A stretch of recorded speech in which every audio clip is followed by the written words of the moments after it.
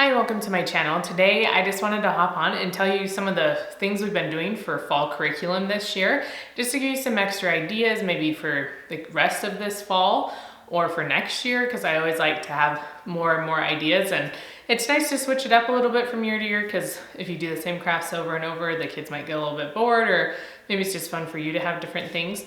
So I'm just here to show you a few of the things that we've been doing, and you can also check out my fall favorite series on my blog to see some more things that we've been doing.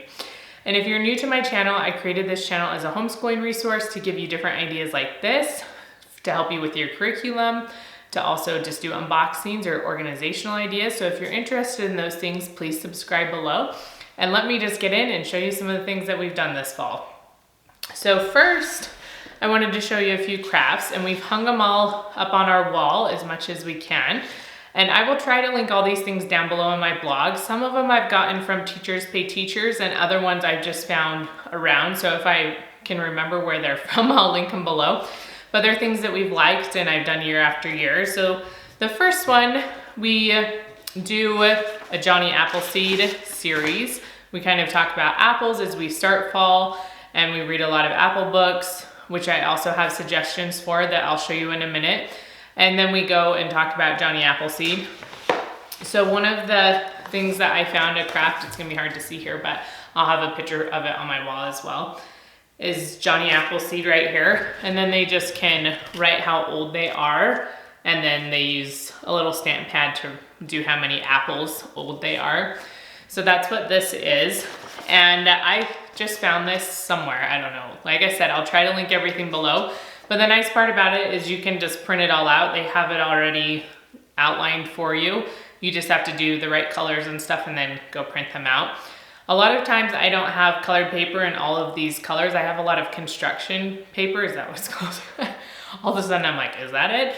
And so I use that, and I just cut it down to the size of printer paper, because construction paper is a little bit bigger than normal printer paper.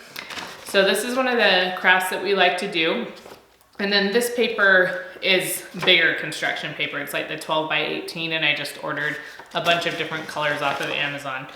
So when we're talking about our apple unit, we'll talk about Johnny Appleseed. And I guess I'll just show you the books while we're talking about it, because that might be easier.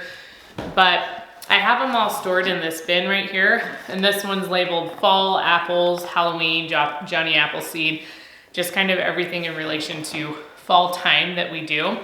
So there's two books that we've used for Johnny Appleseed that I just found from recommendations off of Pinterest, from searching for them. So if you have other ones you just really love for any of the things I'm saying today, please suggest them below, because I know I want more books. I always want more books. And other people, I'm sure, want to hear about them too. So please write them down below so that we can all benefit from all the knowledge you've gleaned over the years as well. So the first one is Johnny Appleseed by Jane Yolen. So this one sometimes takes a few days to read. It's a little bit more intense reading for young children at least, but it gives a lot of really good information. So this is some of the pages that you can see, but I really like it.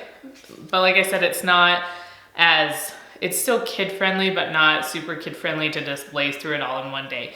So usually the week we're talking about Johnny Appleseed, I might read a little bit every day, and so then they can just learn about it as we go. And then I also, watch out, I'm just dropping books everywhere. Okay, I also really like the Johnny Appleseed My Story, and this is step 3 of the reading, those reading books that you can find. So this one is more kid friendly. It has more of the pictures and not as many words, so it's a lot easier to go through. And I really like this book. So I think the combination of the two of them is really great for us, and it's a little bit easier to understand from this one, but you get a little bit more history from the other one. So we take the facts from those books, and some of them that I found from different blog posts, and we put them on a poster board, which I'll insert a picture of it here. And so then we can just write them down when we're done talking about them and just keep it on the wall for most of fall so that they can have it there as a reminder to learn about. So that's kind of what we do for Johnny Appleseed, which is one of our big things. And then another thing we do is talk about apples quite a bit. So this is one of the crafts that we do, And you can see we cut the apple out and then label the different parts of the apple. So part of our fall thing is for apples and pumpkins is kind of talking about their life cycle, and going through the different ways they grow and where they grow and labeling the different parts and things like that. So that's part of this craft, is doing that. And then we read some books. These all have tape on the back, so they're like sticking to everything. So some of the books that I really, really have loved to read, sorry, I left them all in here, but okay. So I really like these ones about how apples grow. They have ones for why leaves change colors, which is right here, which is also another one that's great to read when you're starting fall. And again, I'm going through this super quick, but I will link everything so you can just go down to the link below and find all of our favorite books at the moment. So these ones go through and talk kind of about like the anatomy of apples, which is pretty amazing to me. I never really knew that much about how apples grow. And so this is a really good book. And the same with these two books. So again, with the leaves, and then this one's about pumpkins, because we also do a pumpkin unit. So they have tons and tons of other books, but these books are really, really good if you want to incorporate it into a science lesson. And I think they're very detailed, but not overly complicated for young children. So I really like using those. And then we have just some fun books that we read. So if you have really young kids, you could do the Dr. Seuss, the 10 apples on top, and do a lot of fun activities with that. There's a ton on Pinterest for that. There's Apples Everywhere. That's another one. So there's a lot of more fun ones, and then there's a ton of educational ones that aren't so heavy that kids can't understand them. So those are the few of the things that we like to do. And then for pumpkins, again, we talk about the pumpkin life cycle. Now I'm like, life cycle, I don't know.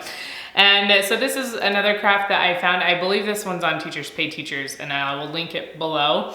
So then it goes through and shows all the different parts of the pumpkin's lifestyle cycle. Oh my gosh, guys, I don't know what the deal is today. It says it right there. So the life cycle, so you just print this out. It has the template already, and you just can print everything out. And you can have the kids cut these out, or you can cut them out depending on how good your kids are with scissors. And then another one that is fun that we like to do is this pumpkin. This is labeling the parts of the pumpkin as well. And so it has this little crimpy paper. I don't know, it's from, you can get it from like Dollar Tree or All a Dollar or whatever, and really cheap, or I can find a link from Amazon and show you. So it's just that really small crinkly paper that you use for packaging stuff or presents. So you can put that in, that's the gooey, slimy stuff from inside the pumpkin, right? The pulp, it's labeled right here so we can see. And then the seeds, so this is where we like to actually get a real pumpkin, and we'll cut into it, and you can talk about all the different parts of the pumpkin and then have them label it. So then there's some actual seeds on here if you can see them. And then we have the flesh of the pumpkin, the skin, and the stem. So that's another fun one that we like to do with pumpkins. And again, I had showed you the book that goes through the pumpkin lifestyle. So the From Seed to Pumpkin is a really good one that explains about pumpkins. So let me see if I had other ones with pumpkins. There's just apples and pumpkins. These ones are very simple. They don't have a ton of words, but they're also just fun to kind of get into the fall season. So we also have books, and we do some crafts for Halloween. Halloween, again, is not my favorite, but I like to buy those ones usually from Michael's, or we'll do some fun treats. We didn't this year because we already had so much going on with treats, but last year we did like hot dogs wrapped with puff pastry that look like mummies, or you can do cupcakes they can decorate to look like a monster. So there's a lot of fun things that way you can do. But we also like to read some different books. So we really like this one, The Big Pumpkin. So the week of Halloween and starting a little bit before, we'll start pulling out these books and reading them. And then there's also a few about monsters, so Nightmare in My Closet. And this one we just got, and I don't know if it's technically a Halloween book, but it's also about a monster. So I really liked it. I just read it to the kids the other day. So this one is also a good one, the Gruffalo. And something else that I really think is fun to do if you have time and want to do it. These are also books about monsters, but they are talking about emotions.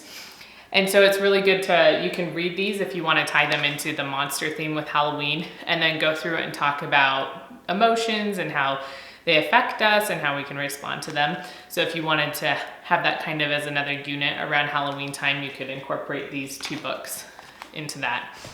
So I think that's about all. We have really enjoyed our fall this year. We've been baking a lot. I usually like to be outside more and do hiking, but I've had a bum ankle, so I haven't been able to do those things. But again, if you want to see some more of the fall things that we've been doing that are our favorites, you can check them out on my blog, which will be linked below. And please share your wonderful fall ideas with us, because I need all the help I can get. And we look forward to seeing you next time.